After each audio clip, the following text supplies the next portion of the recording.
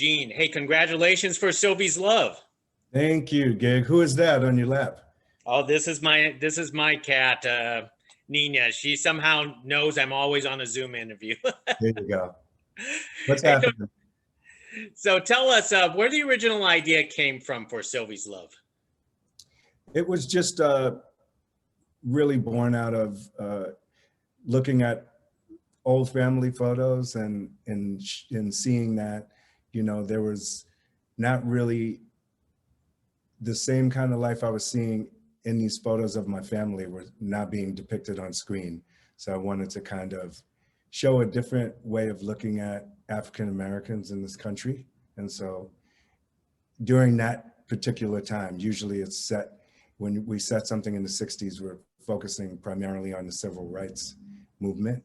And so I just wanted to tell more of a personal story and a love story set during that time where people dressed so elegantly and looked so great, and the music was so fantastic. That's beautiful. Did anyone in your family actually had a record store or played the saxophone? No, no.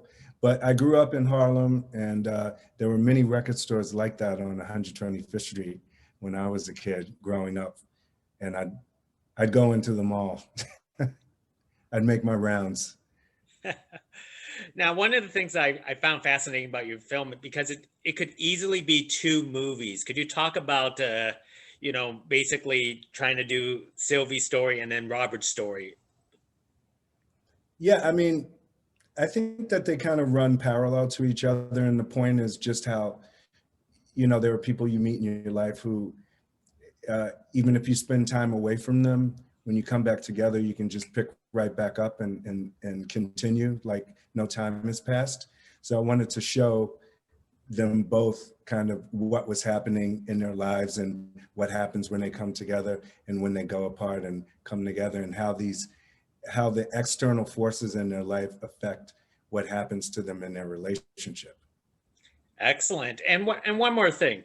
How did you want, Tessa and Nnamdi create the chemistry? Because it was so beautiful for the film, and why they were perfect.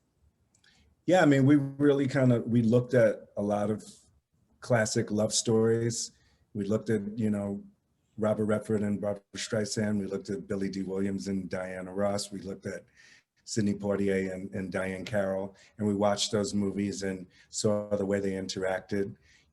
Tessa has a really great energy that, Nnamdi is a little more reserved. So she does a really good job of, it really suits their characters, because she's sort of like spunky and sparky, and he's the kind of brooding musician, but he changes when he's around her and opens up, which was really the basis of the chemistry. Excellent. Hey, Eugene, thank you very much for this conversation. You made a very beautiful film. Thank you. Thank you.